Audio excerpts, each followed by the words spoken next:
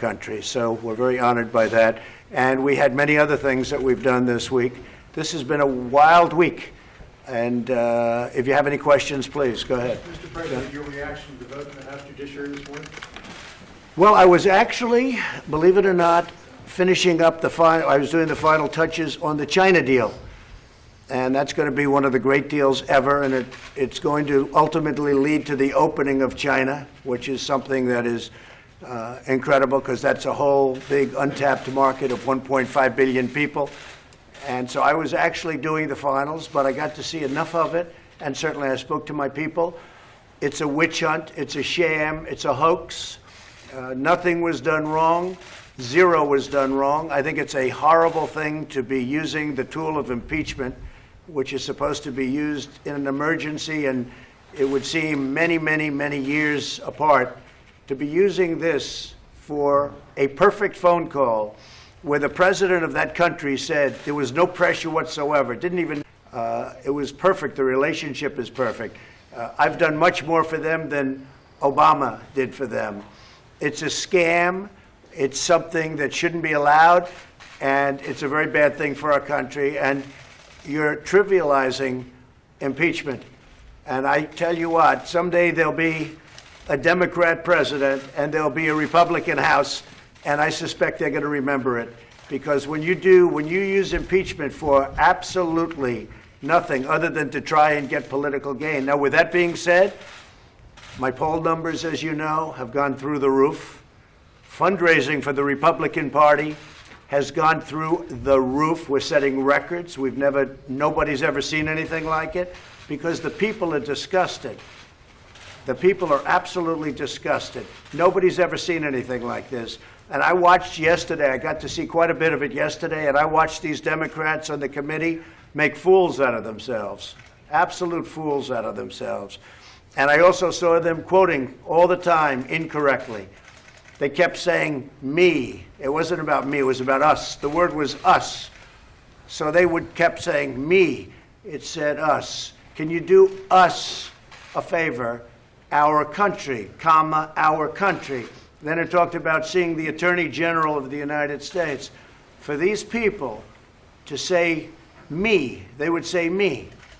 You said, do me a favor. No, it didn't say that. It said, do us a favor, our country. Talking about the past election, talking about corruption. The other thing nobody remembers and nobody likes to talk about, and I talk about it all the time, is why isn't Germany, why isn't France, why aren't other European countries paying? Because we're paying the suckers. You know, for years we've been the suckers, but we're not the suckers anymore. Big difference. But why isn't Germany paying big money? They're the ones, they have a much bigger benefit than we do, because Ukraine is really a stoppage between Russia and parts of Europe, the major part of Europe. Why aren't European countries paying? Why isn't France paying a lot of money? Why is it always the United States? We're 7,000 miles away. Why is it always the suckers that pay? So we've changed that, but nobody brings that up. I think that the whole impeachment thing, hoax, I guess you could call it, because it is a hoax, and Nancy Pelosi knows it. By the way, they duped her yesterday. She was on an interview, and she said, we've been working on this for 2.5 years. So she was working on it, in other words, 2 years before we ever spoke to Ukraine. She said, we've been working on impeachment for 2.5 years. And the reporter was shocked when they got this answer, because it showed she's a liar. So it's a very sad thing for our country, but it seems to be very good for me politically. And again, those people, because I watch some of the dishonest fake media, they're saying, well, the polls have remained the same. No, the polls have not remained the same. I think you understand that, John. The polls have gone through the roof for Trump, because people, especially with independent voters, and especially in swing states, I could show you numbers that nobody has ever seen numbers like this before. So the impeachment is a hoax. It's a sham. It started a long time ago, probably before I came down the escalator with the future First Lady. Started a long time ago. And when you look at the IG report and you look at these horrible FBI people talking about we got to get them out, insurance policies, the insurance policy is just in case She loses, meaning Crooked Hillary, who's crooked as a $3 bill. Just in case Crooked Hillary loses, we've got an insurance policy. Well, we've been going through the insurance policy now for 3 years, and it's a disgrace. Thank you very much, everybody. Thank you. Are you going to speak about Venezuela? Say it. Say how much China will be buying? Will they hit 50? I think they'll hit $50 billion in agriculture. No, much more than 50 because it's also manufacturing and other. But I think in agriculture they will hit $50 billion. Next Yes. year, or when? What's the Pretty timeline soon. for that? They've already stepped it up. My deal with them was 2 months ago. We had it in pretty good form. I said, do me a favor, start buying agriculture. And they started. If you look, I mean, they're already buying. Even before the deal is signed, they're buying. Do Are you you going prefer to a speak about short? Venezuela, Mr. President? Well, we're with the people of Venezuela 100%. It's so important to us, and we're going to be discussing Venezuela today. It'll be a big subject. Mr. President, do you prefer a short process in the Senate or a more extended process? Well, I've heard Lindsey Graham, who's terrific, and I heard his statement, and I like that. And I'll do whatever I want. Look, we did nothing wrong. So I'll do long or short. I've heard Mitch, I've heard Lindsey. I think they are very much in agreement on some concept. I'll do whatever they want to do. It doesn't matter. I wouldn't mind a long process because I'd like to see the whistleblower who's a fraud. The whistleblower wrote a false report. And I really blew it up when I released the transcript of the call. And then Schiff gets up, and I blew him up too, because he went up in front of Congress, and he made a statement about what I said that was totally false. And then a long time after he made it, when he got caught, he said, that was parody. Now, Schiff is a crooked, he's a corrupt politician, and a disgrace. And because of the fact he's in Congress, he's got immunity, so you can't do anything. But he went up there, you know that, he made a totally false statement. The whistleblower wrote a totally false statement. So it's a fraud. Then I say, where is the informer, the one that informed the whistleblower? You had an informer. He disappeared. You know why he disappeared? Because I released the transcript. Had I not released that transcript, we would have had an informed the whistleblower. By the way, where's the second whistleblower? Remember that? We have a second whistleblower. We have breaking news. Look, not all of it, but much of the media is corrupt. These are bad people. They're sick people, and they're corrupt. And we're fighting the Democrats, and we're fighting a lot of the corrupt media. But I asked the corrupt media, where's the second whistleblower? Now, had I not had a transcript, I'm lucky we had this transcript, which, by the way, has now been verified by the lieutenant colonel, okay? He's another beauty. So where is all of the stuff that was going to happen? Once I released it, and I released it quickly.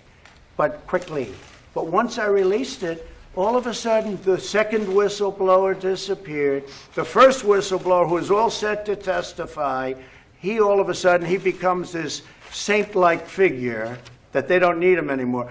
The one that everybody wanted to see, including Schiff, was the whistleblower. Once I released the text of what happened, the transcript, that was the end. Everybody disappeared. So now there's no informer. There's no second whistleblower. Everybody's gone. And by the way, a guy like Sundlun, nobody ever says it. He said very strongly that I said, I want nothing and no quid pro quo. Nobody says that. That's what he said. He said it in Congress. Nobody ever says that. So look, we're dealing with a lot of corrupt people. There was nothing done wrong. To use the power of impeachment on this nonsense is an embarrassment to this country. The president just said it. It's an embarrassment to our country. Thank you very much, everybody. Thank you very much. Thank you very much. Press, let's go! Let's go, press, we're leaving! Thank you, guys. Come on, press, we're leaving, come on. Thank you, guys. Thank you, Mr. President. Thank you. Thank you.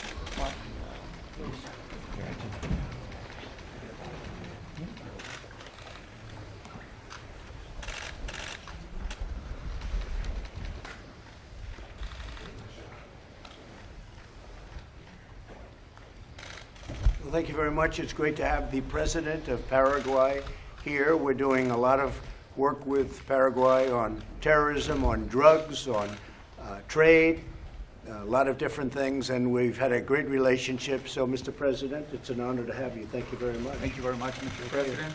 It is a great honor for us to be here for my country. I believe also for the region, Mr. President, for the ones who firmly defending democracy in the region. And the President of Paraguay here reaffirms our bilateral and our historic friendship. Thank you very much. Really tremendous. We look forward to the meeting. I want to congratulate Boris Johnson on a terrific victory. I think that might be a harbinger of what's to come in our country. It was last time. I'm sure people will be thrilled to hear that, but a lot of people will be, actually. A very big percentage of people, because this was a tremendous victory last night. And it's very interesting. The final votes are being tallied right now, but the numbers are tremendous. So I want to congratulate. He's a friend of mine. It's going to be a great thing for the United States also, because it means a lot of trade, tremendous amount of trade. They want to do business with us so badly. Under the European Union, it was very, very hard for them to do business with us. We just made our big deal, as you know, with Mexico, Canada. We have a tremendous trade deal that's going through the House now. It's going to be obviously approved, and it's tremendous for our country. It's really tremendous for the region, but it's fantastic for the U.S. We have the China deal, as you know, was just approved a little while ago, and it's, to me, it's not complicated, but that's what I do. It's a phenomenal deal. The tariffs will largely remain, 25% on $250 billion, and we'll use them for future negotiations on the Phase 2 deal, because China would like to see the tariffs off, and we're okay with that, but they'll be used as a negotiating table for the Phase 2 deal, which they would like to start immediately, and that's okay with me. We were going to wait till after the election, but they'd like to start them sooner than that, and that's okay. So we'll start that negotiation soon. This is a very large deal, the China deal. It covers tremendous manufacturing, farming, a lot of rules, regulations, a lot of things are covered. It's a Phase 1 deal, but a lot of big things are covered. And I say affectionately, the farmers are going to have to go out and buy much larger tractors, because it means a lot of business, a tremendous amount of business. And we've had a very big week. A lot of things have done. Space Force, as you know, was approved. That's another branch of the military. I mean, very few people have that in their legacy.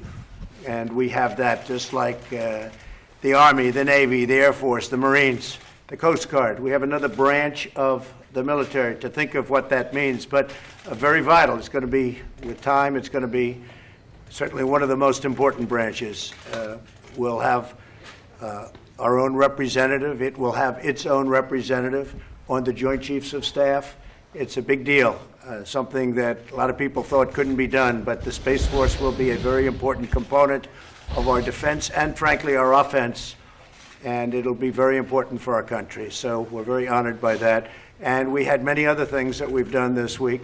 This has been a wild week, and if you have any questions, please, go ahead. Mr. President, your reaction to the vote in the House Judiciary this morning? Well, I was actually, believe it or not, finishing up I was doing the final touches on the China deal. And that's going to be one of the great deals ever, and it's going to ultimately lead to the opening of China, which is something that is incredible, because that's a whole big untapped market of 1.5 billion people. And so I was actually doing the finals, but I got to see enough of it, and certainly I spoke to my people. It's a witch hunt, it's a sham, it's a hoax. Nothing was done wrong. Zero was done wrong. I think it's a horrible thing to be using the tool of impeachment, which is supposed to be used in an emergency, and it would seem many, many, many years apart, to be using this for a perfect phone call where the president of that country said there was no pressure whatsoever, didn't even know what we were talking about. It was perfect. The relationship is perfect. I've done much more for them than Obama did for them. It's a scam. It's something that shouldn't be allowed, and it's a very bad thing for our country. And you're trivializing impeachment. And I tell you what, someday there'll be a Democrat president, and there'll be a Republican House, and I suspect they're going to remember it. Because when you use impeachment for absolutely nothing other than to try and get political gain. Now, with that being said, my poll numbers, as you know, have gone through the roof. Fundraising for the Republican Party has gone through the roof. We're setting records. Nobody's ever seen anything like it, because the people are disgusted. The people are absolutely disgusted. Nobody's ever seen anything like this. And I watched yesterday, I got to see quite a bit of it yesterday, and I watched these Democrats on the committee make fools out of themselves, absolute fools out of themselves. And I also saw them quoting all the time incorrectly. They kept saying me. It wasn't about me, it was about us. The word was us. So they kept saying me. It said us. Can you do us a favor? Our country, comma, our country. Then it talked about seeing the Attorney General of the United States. For these people to say me, they would say me. You said, do me a favor. No, it didn't say that. It said, do us a favor, our country. Talking about the past election, talking about corruption. The other thing nobody remembers and nobody likes to talk about, and I talk about it all the time, is why isn't Germany, why isn't France, why aren't other European countries paying? Because we're paying the suckers. You know, for years we've been the suckers, but we're not the suckers anymore. Big difference. But why isn't Germany paying big money? They're the ones, I mean, they have a much bigger benefit than we do, because Ukraine is really a stoppage between Russia and parts of Europe, the major part of Europe. Why aren't European countries paying? Why isn't France paying a lot of money? Why is it always the United States? We're 7,000 miles away. Why is it always the suckers that pay? So we've changed that, but nobody brings that up. I think that the whole impeachment thing, hoax, I guess you could call it, because it is a hoax, and Nancy Pelosi knows it. By the way, they duped her yesterday. She was on an interview, and she said, we've been working on this for 2.5 years. So she was working on it, in other words, 2 years before we ever spoke to Ukraine. She said, we've been working on impeachment for 2.5 years. And the reporter was shocked when they got this answer, because it showed she's a liar. So it's a very sad thing for our country, but it seems to be very good for me politically. And again, those people, because I watch some of the dishonest fake media, they're saying, well, the polls have remained the same. No, the polls have not remained the same. I think you understand that, John. The polls have gone through the roof for Trump, because people, especially with independent voters, and especially in swing states, I could show you numbers that nobody has ever seen numbers like this before. So the impeachment is a hoax. It's a sham. It started a long time ago, probably before I came down the escalator with the future First Lady. It started a long time ago. And when you look at the IG report and you look at these horrible FBI people talking about we got to get them out, insurance policies. You know, the insurance policy is just in case she loses, meaning Crooked Hillary, who's crooked as a $3 bill. Just in case Crooked Hillary loses, we've got an insurance policy. Well, we've been going through the insurance policy now for 3 years, and it's a disgrace. Thank you very much, everybody. Thank you. Are you going to speak about Venezuela? Say it. Say how much China will be buying, will they hit 50? I think they'll hit $50 billion in agriculture. No, much more than 50, because it's also manufacturing and other. But I think in agriculture, they will hit $50 billion. Next Yes. year, or when? What's the Pretty timeline soon. for that? They've already stepped it up. My deal with them was 2 months ago. We had it in pretty good form. I said, do me a favor, start buying agriculture. And they started. If you look, I mean, they're already buying.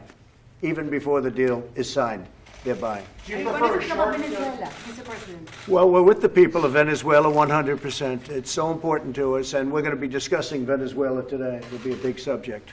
Okay? Mr. President, do you prefer a short process in the Senate or a more extended process? Well, I've heard Lindsey Graham, who's terrific, and I heard his statement, and I like that. And I'll do whatever I want. Look, we did nothing wrong. So I'll do long or short. I've heard Mitch, I've heard Lindsey. I think they are very much on agreement on some concept. I'll do whatever they want to do. It doesn't matter. I wouldn't mind a long process, because I'd like to see the whistleblower, who's a fraud, The whistleblower wrote a false report. And I really blew it up when I released the transcript of the call. And then Schiff gets up, and I blew him up too, because he went up in front of Congress, and he made a statement about what I said that was totally false. And then a long time after he made it, when he got caught, he said, that was parody.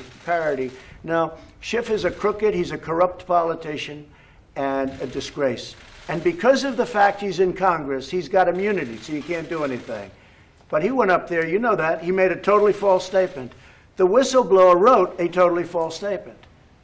So it's a fraud.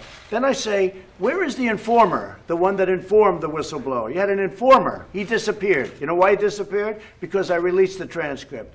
Had I not released that transcript, we would have had an informer. We would have had another whistleblower. By the way, where's the second whistleblower? Remember that? We have a second whistleblower. We have breaking news. Look, not all of it, but much of the media is corrupt. These are bad people, they're sick people, and they're corrupt. And we're fighting the Democrats, and we're fighting a lot of the corrupt media. But I asked the corrupt media, where's the second whistleblower? Now, had I not had a transcript, I'm lucky we had this transcript, which, by the way, has now been verified by the lieutenant colonel, okay? He's another beauty.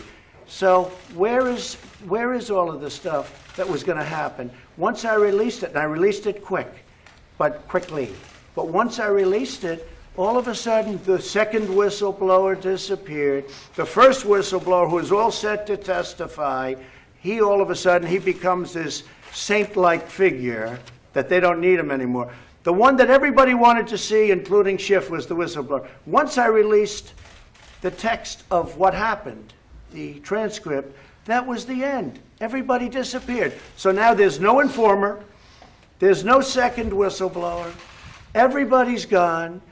And by the way, a guy like Sundlun, nobody ever says it. He said very strongly that I said, I want nothing and no quid pro quo. Nobody says that. That's what he said. He said it in Congress. Nobody ever says that. So look, we're dealing with a lot of corrupt people. There was nothing done wrong. To use the power of impeachment on this nonsense is an embarrassment to this country. The president just said it. It's an embarrassment to our country. Thank you very much, everybody. Thank you very much. Thank you very much. Press, let's go. Let's go, press. We're leaving. Thank you, guys. Come on, press. We're leaving. Come on. Thank you, guys. Thank you, Mr. President. Thank you. Thank you. Go, guys. So, forward. Pass down.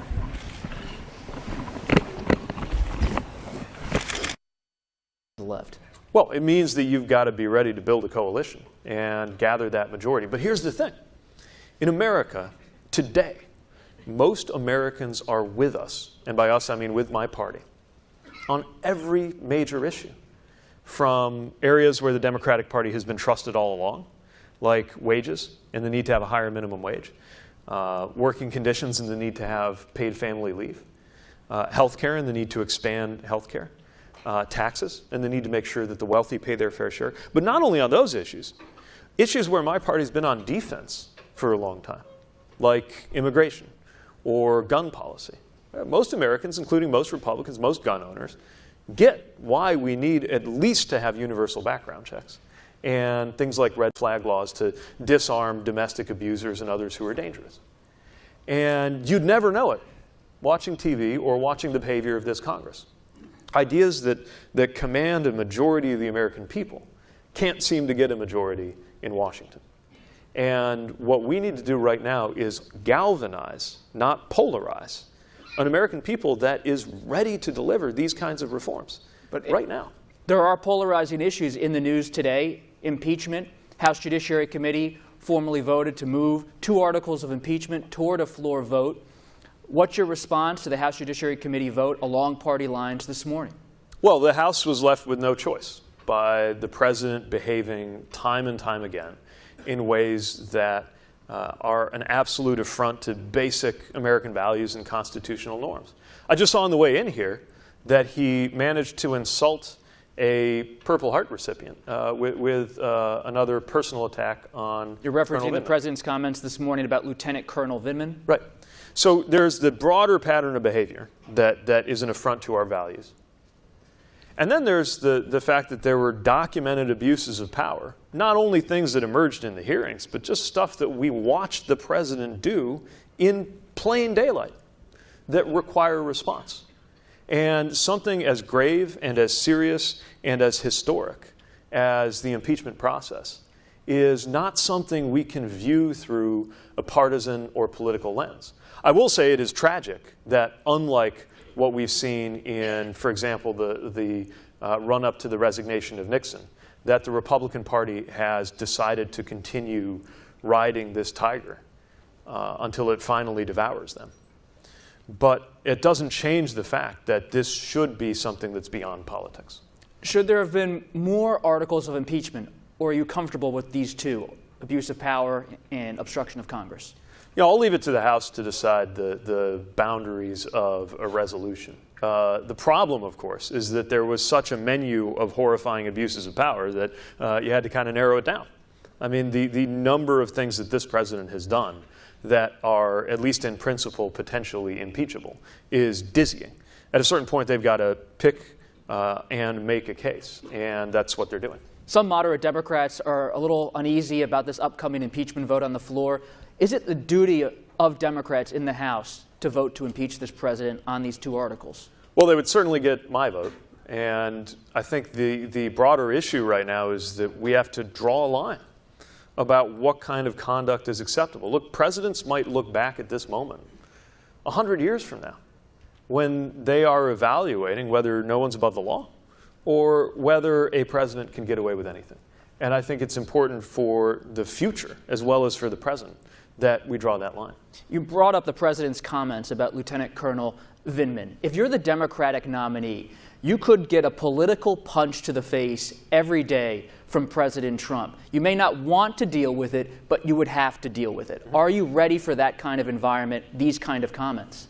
Yeah, I'm not that worried for it. Look. Well, what gives voters confidence that you're ready for that hostility, that kind of environment? Well, first of all, I'm gay and I grew up in Indiana, so I'm used to,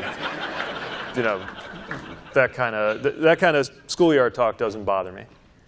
I've also seen a lot worse incoming than a tweet full of typos. And you can tell, by the way, that this president hasn't figured out what to do or say about me. Although I will admit that it did bother me when he said that he dreams about me, because I don't know what exactly goes on in this president's dreams, but I am certain that I want absolutely nothing to do with them. But with me as the nominee, this president's going to have to confront, first of all, somebody who actually comes from and lives in the kinds of communities he pretends to speak for, right? Look, Middle America is mostly flyover country to him. It's what he sees out the window of his helicopter on his way to a golf course with his name on it. I actually live in an industrial Midwestern community where my friends and neighbors and the folks I went to school with are seeing the consequences of a president who talks a big game about caring for American workers and the working class, and meanwhile continues to act in ways that only benefit the wealthiest and the corporations. We're going to point that out. I live a short jog from the nearest cornfield. We're going to talk about this president's abandonment of American farmers, whether it's true through the trade wars or how he's handling things like ethanol. And I'm certainly ready to respond to the chest-thumping militarism of a president who pardons war criminals and who talks about decorated veterans the way he did once again today, and compare what he did and what I did when each of us had the opportunity to serve. I'm not worried about taking on this president. I'm worried about the fact that we must not only deal with him and end the Trump era, but be ready for what's next. This election, by definition, is a contest to be the president who can lead America the day that the sun comes up and Donald Trump's no longer the president. It's not just about how much we want that day to come. It's about the fact that on that day, our country will be dangerously divided, frighteningly polarized, and yet all of these issues we've been talking about will still be crying out for urgent action. We're going to need a president who can deliver bold solutions to those issues without measuring the boldness of an idea by how alienating it can be to some Americans or how divisive it is. Because we've also got to be ready to unify the American people. You may be bold, Mayor. However, you referenced your profile, your upbringing in Indiana. You've now traveled to Iowa, South Carolina, states across this country. Is this nation ready for a gay president? Absolutely. Look, when I reached the personal conclusion that it was time to come out, it was during the course of the deployment. I hadn't felt like I was missing out that much by not having a personal life because I was very busy as mayor, and when anybody asked about my dating life, I'd say truthfully that the city was a jealous bride. But when I came face to face with the possibility, as I was writing my letter before I left, that I might not come back, and that if I didn't, I would have left this world as a grown man, an elected official, a war veteran, with no idea what it was like to fall in love. I thought that's unacceptable and it's got to change. So I came home, safe, thank God, and decided I needed to do this, and it was an election year. And I'll never forget the look on my campaign manager's face when I said, hey, I got to tell you something that will complicate your job a little bit. Mike Pence was the governor of Indiana. No mayor in Indiana had ever come out. And so there was no way to really know what to expect. My community, not unlike a lot of places that I travel in the course of this democratic process, is generally democratic, but socially conservative Democrats. And we didn't know what would happen. What happened was I got 80% of the vote. So South Bend was ready, but is this nation ready? If it can happen in Mike Pence's Indiana, then it can happen anywhere in this nation. You've spent a lot of time on the campaign trail in recent weeks, meeting with African-American leaders, going to their communities.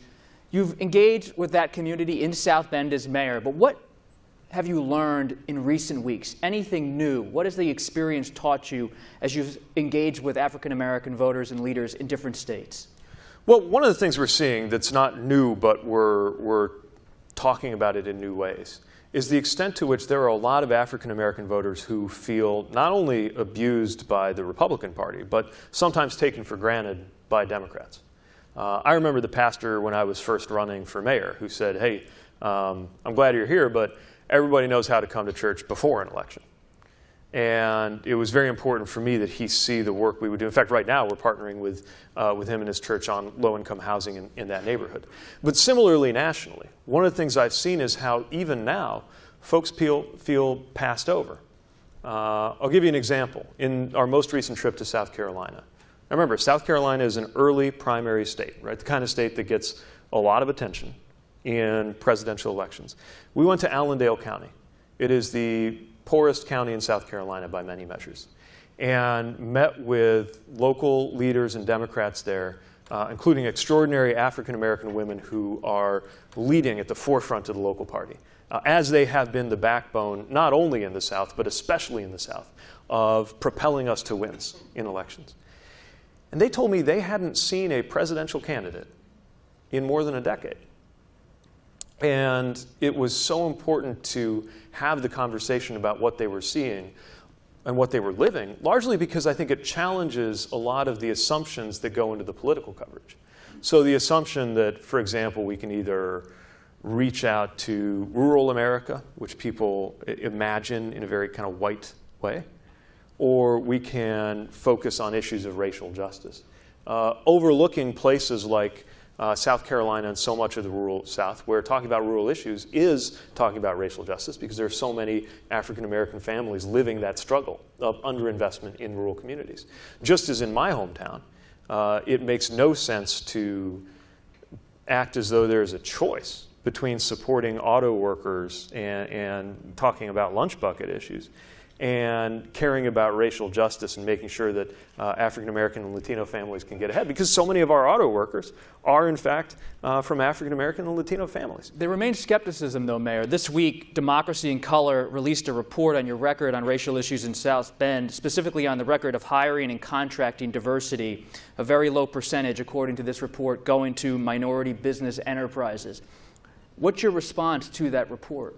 Our response is that we created not only a lot of work to address this issue, but some of the very same numbers that are being used now for political attacks, because I thought it was important to do that in order to make progress. When I took office, we didn't have the resources to even gather the data on what was going on. But we knew that as a city, we needed to do a better job of doing business with businesses owned by African Americans, because nobody has a better track record of creating economic opportunity for minority employees than minority employers. So immediately we started doing work to, for example, bring folks to the table with small businesses, let them know how to get involved in city business. We saw that wasn't going to be enough. So I created the first Office of Diversity and Inclusion, specifically not just to have meetings or trainings, but to create a concrete plan for acting. Now, under Indiana law, there's a lot of steps you got to take before you can establish hard targets. But we took those steps. I ordered up the very audit that told us what we already knew, but we needed to be able to prove, which is that the numbers needed to grow. And it wasn't just how business was being allocated, it was what we had to begin with. So only, I think by one measure for a category of contracts we wanted to make sure was more diverse, only 3% of the businesses in our area that could have done it were African American to begin with. But we didn't just say, oh, well, not a lot of businesses are in that category, so we're doing okay. We accepted responsibility not only for working to boost the level of purchasing that we do with minority-owned businesses, but also to make sure more of these businesses emerge. That's why we set up an incubator on the West Side in one of the most historically underinvested and historically black parts of the community to try to create more resources and mentorship for businesses that are growing. So my point is that, of course, we haven't solved or ended these inequities or issues in our city or in any place in America. But what I'll say is that I have acted with commitment and that I'm determined to use the powers of the presidency to act. Because if we're talking about the entire federal government and the entire nation's worth of minority-owned businesses creating opportunity, there's no reason why we can't have 25% of taxpayer resources that are spent with businesses somewhere going out in a way that's actually going to increase opportunity with businesses led by those who've been excluded. Speaking of commitment, can you commit to minority voters who may remain wary of you or still have lingering questions that you will put a person of color on the ticket if you're the Democratic presidential nominee? I'll say this, racial diversity and gender diversity. Why can't you make the commitment? I don't think it's responsible for me to say something that would disqualify anybody right now. But what I will say is that the top consideration, well, of course, the top consideration for vice president is somebody who would be prepared to lead this country in the event that I'm killed or unable to serve. Among those who meet that bar, and by the way, we're not just talking about the vice presidency, but also in building a cabinet, racial diversity and gender diversity are extremely important. Not only because it is the right thing to do from a justice perspective, but because organizations make better decisions, and so do countries, when their leadership is diverse. That has benefited us at home, and it's benefited us on our campaign. We are a better campaign because 40% of our team are people of color, and the majority of our team are women.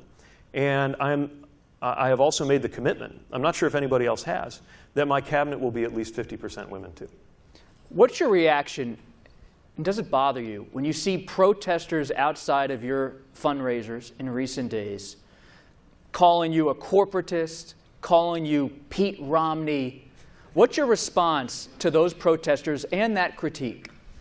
Well, it is a little strange because I think that I broadly share the same values and goals as a lot of these folks. It's a little hard to have a conversation with them, so I don't know for sure. I'm calling for greater accountability for corporations, calling for higher taxes on corporations and the wealthy, calling for a living wage, I'm calling for greater union membership. And not just because it's the position of my party, It's because my city was destroyed by economic failures and greed that had left their mark before I was even born and that we have spent my lifetime clawing our way out of.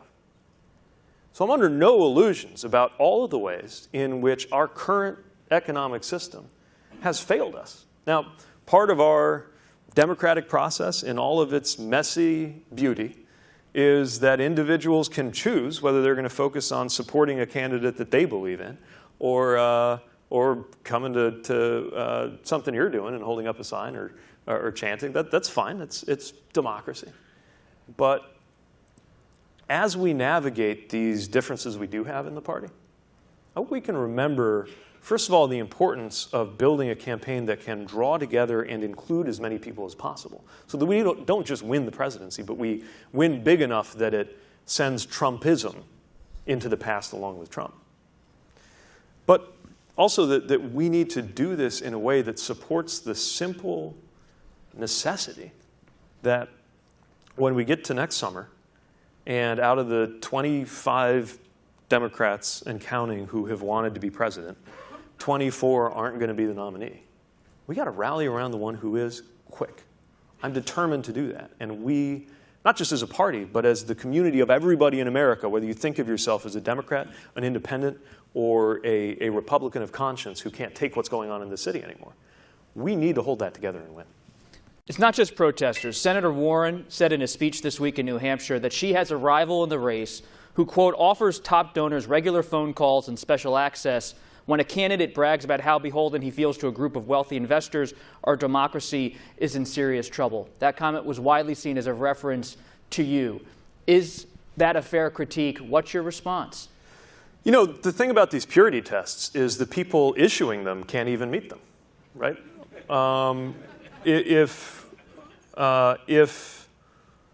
doing traditional fundraisers disqualifies you from running for president, then I guess neither one of us would be here. Let's have a serious conversation about where this country is headed.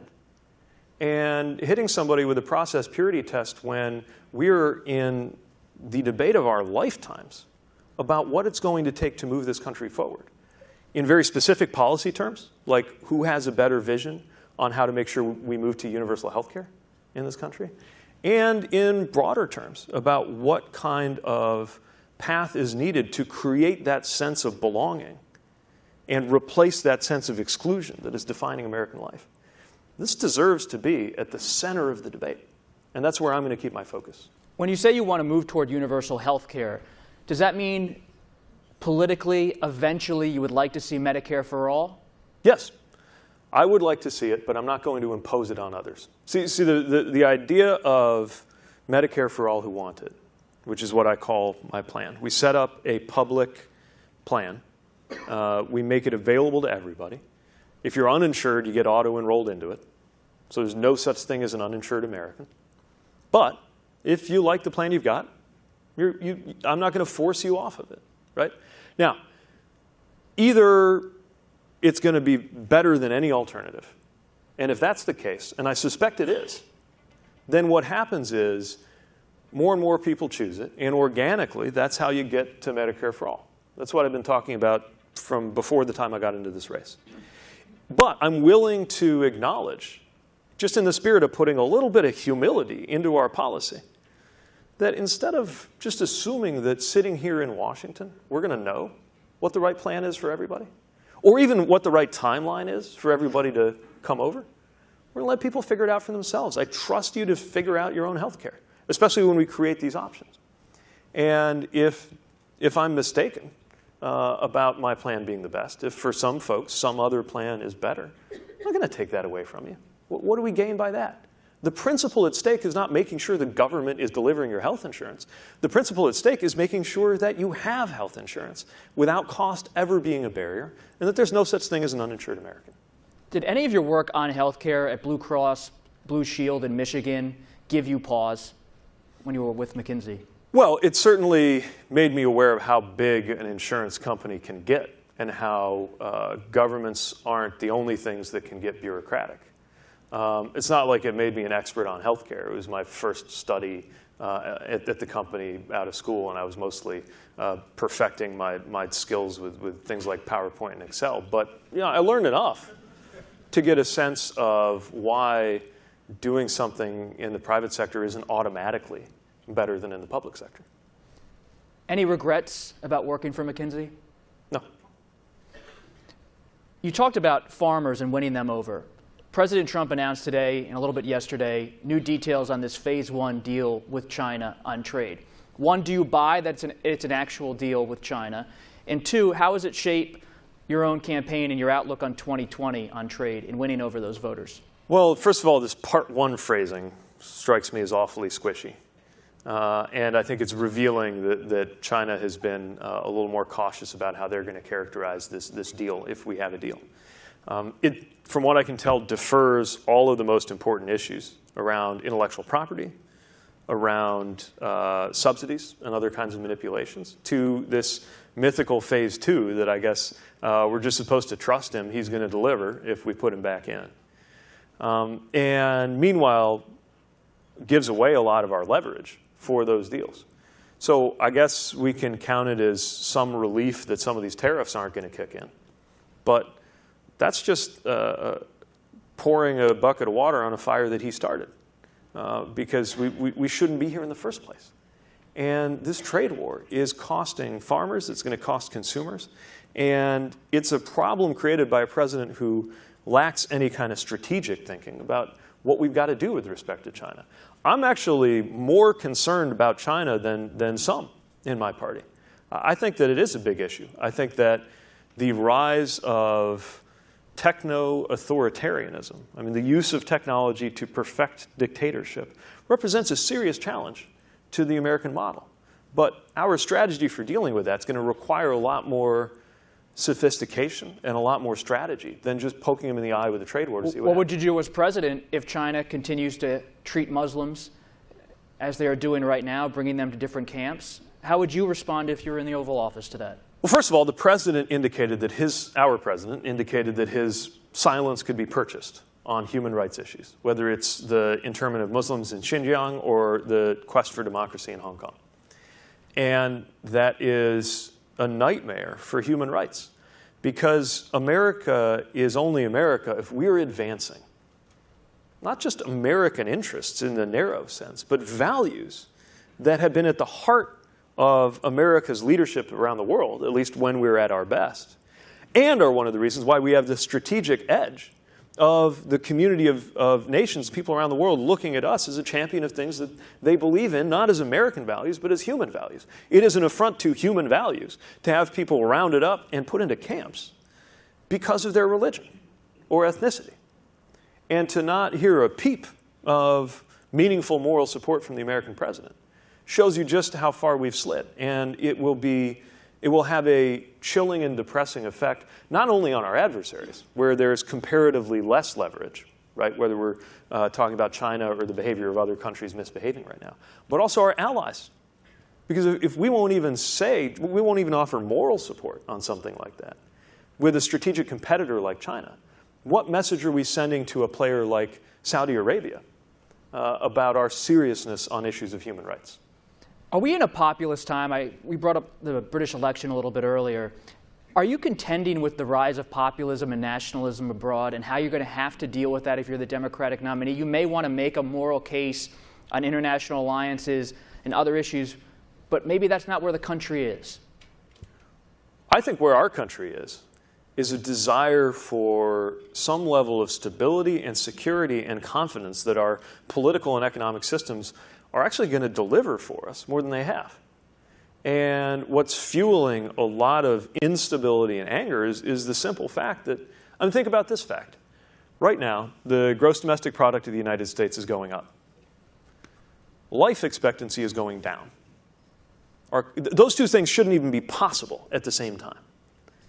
And so we're going through economic growth, but it's obviously not getting to nearly enough people because we're living shorter lives. And I believe different versions of these kinds of disconnects are playing out around the world. It is precisely for that reason that American leadership is needed around the world. The world needs America right now, but it can't be just any America. And it certainly can't be the America that President Trump has reduced us to that would just be one more country out there scrapping for advantage. We have to recognize that every time we've walked away from our values thinking that it was somehow good for our interests, it's caught up to us in the end. And it's been a mistake. Now is the time, precisely because of this instability and the populism and the nationalism and the confusion and the fraying of alliances and the aging of our international institutions. This is when a robust and energetic America should work to make sure that the world is a safer place, because that also makes Americans better off. And as an American, never mind folks at a cocktail party laughing at the president, but just the looks on the faces of the leaders of the world when the president spoke at the UN earlier this year, just seeing the leaders of the world look at the President of the United States with a kind of something between pity and contempt. Maybe the president likes that. Maybe he does. I don't care. My point is, as an American, it hurts. I have no idea whether it's good or bad for him, but I know that it's bad for our country.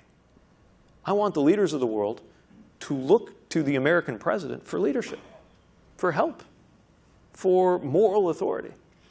If we blow that, America is not America, and America is less safe. I was just in Florida talking to voters in the swing state, my home state, Pennsylvania. A lot of Democratic voters are attracted to your message, yet some of the more moderate voters still say Mayor Bloomberg or Vice President Biden could be a safer set of hands, seasoned leaders to take on someone like President Trump. You must encounter that from time to time. How do you deal with that dynamic in the Democratic race? So, unfortunately, my party has a long history of overthinking the question of electability. We tie ourselves up in knots trying to guess how somebody we totally disagree with might act depending who we put up. I think we ought to just look at what's happened and look at it this way. Over the last 50 years in American history, every single time my party has won the White House, certain things have been true. It's been a nominee who was new on the national scene and hadn't run for president before. It's been a nominee who focused on calling the country to its highest values. And generally a nominee who represented a new generation of leadership. So if that has been such a consistent pattern that you might call it a law, it is precisely in the name of risk management that I would say, are you sure? Are you sure you want to take the chance of not doing that this time around, given what's at stake in beating this president? Well, it's all about beating President Trump for those voters. Mm-hmm. They do know about Carter and President Kennedy and President Clinton and President Obama. But if you're going to have to win a state like Pennsylvania, you're going to have to win over evangelical voters. You've talked a lot about your faith on the campaign trail, but a lot of those voters also tell reporters they vote with President Trump because of the courts. Will you be willing to, as the Democratic nominee, to release publicly a list of judicial candidates for the federal courts, the Supreme Court, to help give people a guide about where you would take the judiciary? I'm going to communicate where I'm going to take the judiciary in terms of principles and values. Why not names? President Trump released names. Because it's about principles and values. It's about the kinds of people that we should recruit. And it's about the kinds of values that belong on the bench. But he's giving those voters, specifically those religious voters, conservative voters, specific names, hoping they stay with him for that reason. They may not like his conduct or his behavior, That's but right. they like the judges. He thinks he can purchase them with that move. And to some extent, last time around, it worked.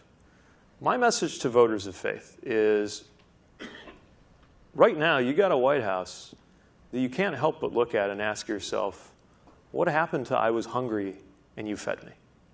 What happened to I was a stranger and you welcomed me? What happened to the idea of the last shall be first? And the idea that we are supposed to follow leaders who walk in the way of humility and decency. And I know that there are a lot of people sitting in the pews right now, looking both ways, and wondering whether they're really supposed to be on board with this presidency, just because of a historic alignment of the Republican Party and the evangelical right. It comes back to the question I asked earlier, is this country ready for a gay president? Do you believe you can convince religious voters in this country who may have concerns about some of your policy positions and even your profile to come with you on that values argument? Absolutely. Look, if you're a single issue voter and your single issue is about being anti-LGBT, then you're probably not one of the voters available to us to win over to the Democratic Party. But for everybody else, recognizing that people come at these things differently, especially people from a generation that were brought up to reject what I am. One of the most moving things I've seen is how that journey to acceptance works. And we've got to make sure that this continues to be a country that moves in the direction of acceptance and inclusion, not discrimination and exclusion. And the simple fact is that the question on the mind of just about every voter I meet, however it gets expressed, is fundamentally some version of this question. How's my life going to be different if you're president instead of you? If we have the right answer on those questions, and we do, then we're going to win. Is there an assumption, though, in that answer that you're going to be campaigning, if you're the nominee, in a country that still has norms in American politics, that still has certain unwritten rules? When the president shatters them every day, do you accept the reality of our fractured time and our politics? And how will you engage with that? You continue to try to seek the high road in your rhetoric and responses, but it's messy. The president's tweeting hundreds of times a day. Yeah, of course it's messy. It's always going to be messy. It's politics. But America doesn't want this. Even Americans who don't agree with me from a partisan or ideological standpoint, for the most part, don't want this. And what's going to matter is not just how to bring an end to this, but how to set up what comes next. And yes, we're dealing with a fractured and troubled time. We're dealing with the fact that people get their information in very selective ways. It's one of the reasons why, I took some heat for going on doing a town hall with Fox News. You know what? The heads were nodding, and the folks stood up and clapped at the end just the same there as they did at the MSNBC event. We've got to reach people where they are and knit back together a country that is frighteningly polarized. And nothing about doing that will be easy. What I will say is there are steps we could be taking, and sometimes are taking, right now in this process, in our party, that will either make it easier to do it or make it harder to do it. And a big part of what I'm running is not, why I'm running is not just to win the day for my ideas, my values, and my philosophy, but to be a president for all of us. Because one of the things you learn when you're a mayor is that you, in addition to all the policies you work on and all the management you've got to do, is that you're just a walking reminder of belonging to a city. You symbolize, just by showing up at an event, to the folks who are there that they belong to the same city, even if they have nothing in common with each other besides the fact of belonging to the same city. That's what the president should be for us too. Even or especially for those who didn't vote for that president, for those who disagree or belong to a different party. The presidency itself should represent some reminder that we're part of something bigger. Speaking of symbols and your party, the lack of minority candidates on the upcoming debate stage, should the DNC change its rules? I don't think it's my place as a candidate to tell the DNC about place. the rules of the game and the rules of the process that I'm in. I will say that it's troubling to the debate stage. We're also, I don't envy the task of figuring out how the task that the DNC has, which I know is an ironic thing to say. You ran for DNC chair. What's the solution here? I'm going to leave it to the DNC. And we will continue. Look, when we started this thing in January, and I'm looking around me, and there's senators and there's very famous people running or thinking about running, all I could focus on was how do we make sure we hit that threshold so that we get a shot at standing on that debate stage that first time. And we did it. And since then, we've made sure that we're in the hunt. But we need to make sure that, that this is a process that surfaces all of the ideas. There's certainly no shortage of days spent among lots of candidates, all out there making our case. And remember, when the debate started, they had to split them across 2 nights just to fit us all onto a stage. And at the end of the day, we'll be up to not the DNC, not the media, but the caucus goers and the voters to decide. Final question. You've been under scrutiny this week about disclosure of finances, McKinsey work. What further assurances can you offer voters who want to learn more about your time at McKinsey or who's at your fundraisers? Well, first of all, I disclosed my tax returns ever since I got back from school. Not everybody's been prepared to do that. Literally everybody who makes a donation, that's publicly available. And we're among very, very few campaigns to go the further step and invite press to cover events that we do for fundraising too. Look, at the end of the day, I'm going to run a campaign, of course, that's consistent with the values of not just my candidacy, but what I propose for this country. I hope that we can continue to have most of this debate revolve around who has the best vision for the United States, for the American people, and for the problems we're going to have to solve that are not going to take a vacation for the impeachment process, and where we don't have a moment to lose. It can't wait 10 years. It can't wait 4 years. We got to act now. And this is a competition for who will be prepared not only to end the era of Donald Trump, but to launch the era that's got to come next. Mayor Buttigieg, thank you. Appreciate you coming back to the Washington Post. Appreciate it. And thank you for joining us here at the Washington Post Live. We'll have more candidates in the coming weeks. Thanks so much for joining us. Appreciate it. Thank you. You are your brother's keeper. To me, we need to be motivated by a spirit of fellowship and community to solve problems that affect all of us. And the biggest problems that face us will require communal action and activated government on a scale that's impossible for any individual. I want to jump across the pond with the election in the UK. Do you think that can tell us anything? I mean, people look back and say the Brexit vote in 2016 showed us that a candidate like Donald Trump was possible.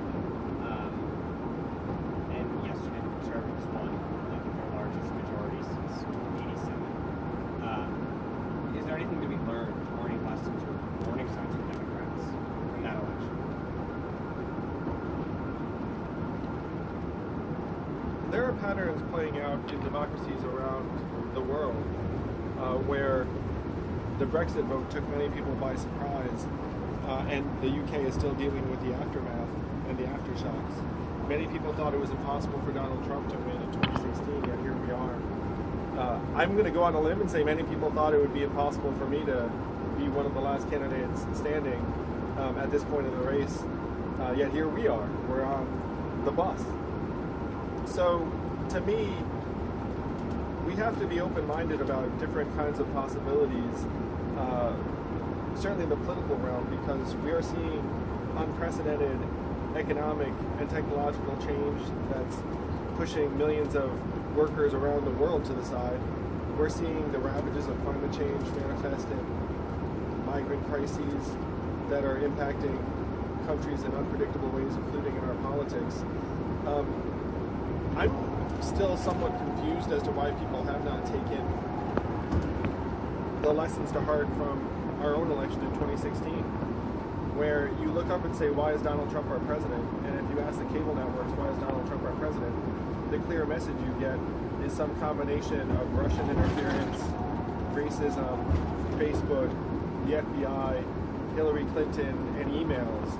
And really, what they fail to take into account is the fact that we blasted away 4 million manufacturing jobs in Michigan, Ohio, Pennsylvania, Wisconsin, Missouri, and 40,000 right here in Iowa, as well as other states. I can't remember any major news program saying, hey, maybe one of the reasons why Donald Trump won is that we're gutting the most common jobs in a lot of the swing states. And not many of the cable news networks are saying, hey, one of the main reasons why Donald Trump won is that many Americans believe that Washington is not looking out for the people anymore, that it's been bought and sold by corporate interests, that the feedback mechanism is broken. I mean, if tens of millions of your fellow Americans decide to take a bet on the narcissist reality TV star, that to me is a cause for deep soul searching for any Democrat, where you have to look up and say, okay, what have we been missing? And to this day, that process still has not happened as far as I can tell. And for the media organizations, instead of digging deeper, the media organizations just lurch from 60-second soundbite to 60-second soundbite, driven by narrow financial incentives. It's destroying us. So when you ask what the lessons are from Brexit or Donald Trump's election or even Andrew Yang's rise to national contender, it's that we need to start thinking differently about the real nature of the problems and what real solutions look like. Mr. Yang, a lot of religious voters are one-issue voters, and that issue is abortion. You are a pro-choice candidate. How do you convince religious voters, maybe some of those people that were in the crowd today, that you still have their best interests at heart and that you have a message that can resonate with their beliefs?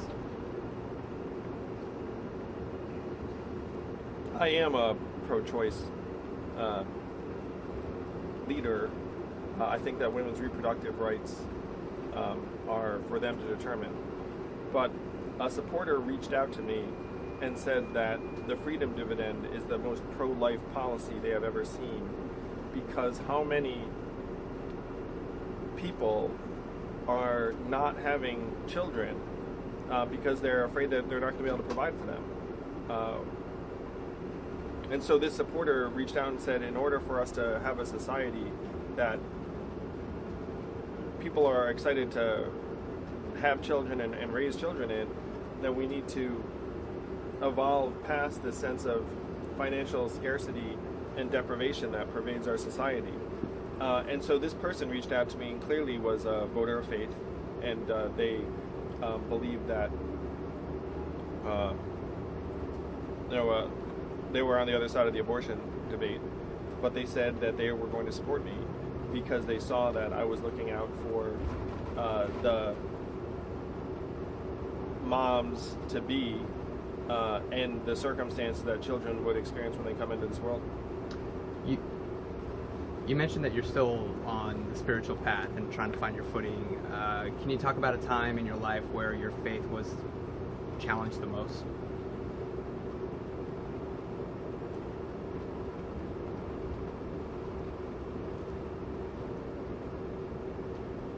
No, I think that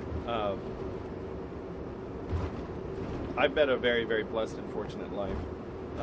So when you asked that question, I thought to myself, like when someone's faith gets tested, it's because a child dies or a parent dies in a certain circumstance, or you're looking at it and you say, like, how the heck would God intend this? And I'm very fortunate in the sense that my kids are happy and healthy, my parents are still alive and with us. My brother just became a dad. So I have not experienced the kind of personal crisis or shock that would like cause a crisis of faith. Mr. Yang, I want to ask you about one of your food security plans that you released earlier this morning. In it, you write, we have to build programs that create partnerships between clinics and food banks to address food security and health. I'm curious, can we have more details on that? Can you elaborate on what that kind of plan would look like, or what that kind of program would look like? When I'm participating in a food drive a little bit later today, so we should talk about it more then. But the fact is, food insecurity is rampant in this country, and that there are real challenges in terms of getting food to the right neighborhoods, into the right people's hands. Even though there have been these awesome programs that have restaurants, for example, taking food that they don't use and then give it to organizations, we're just scratching the surface of what that could be. There's still so much food getting thrown out that's not reaching the hungry, and then on the other end you have many, many food insecure families, particularly those with children, and it's causing massive downstream effects on physical health, education, mental health. So we have to do much more, and I'm excited to dig in a little bit later. Well, I'm curious because you released the plan, and I want to know if there's a specific policy or plan that you, or a policy recommendation that you like to prescribe for. Yeah, and I said we should talk about it when I'm literally giving people food later today. One more question, and then we're going to be at the site. So you have a lot of ideas that, represent the future of your campaign, what you want to do as president. If you were to become president and defeat Donald Trump, where do does rolling back a lot of his ideas and a lot of his policies come into place first, and then taking the time and the steps to get your ideas done and work with perhaps a split Congress? Like, how do you see that taking place in your first 100 days in office? There are a lot of executive orders that can be reversed immediately, a lot of damage that can be undone, and then much of it, unfortunately, is going to take a lot longer. So appointing people to the EPA, for example, that believe in the work of the EPA, you can actually start turning around things very quickly. You can make sure that we're not separating families and putting people in cages at the borders. Like, you can do a lot of things with the executive branch in the first 100 days. The bigger priorities, like the freedom dividend, will obviously require Congress and a legislative agenda. It's going to be a real joy to bring together a team of people to prioritize what we can and can't get done quickly. What's the low-hanging fruit? What are the most important priorities that are going to require congressional buy-in and leadership? I'm excited to sit down with a team and make those priorities clear. Are there any current people in Congress, congressional leadership, that is supported or is inclined to you that they would be supportive of universal basic income legislation if you were to become president? We get outreach by legislators all of the time now on the Democratic side. They're realizing that this campaign has touched into a fundamental set of priorities for the American people. Now, frankly, a lot of the reason why people are reaching out is that I'm now someone who has raised tens of millions of dollars on the back of grassroots funding. I have a mailing list of hundreds and hundreds of thousands. I have an active social media following. And so when you become that sort of figure, politicians reach out to you because they think, hey, my being friendly with Andrew Yang is going to end up being a positive thing down the road. And many of those people suggest to me that universal basic income is something their constituents are very excited about. All right, folks, thank you. Thank you all. Good fun, good fun. Thank you. This is Wendy, is this yours? Thank you. No. Nope, that's All right. All right.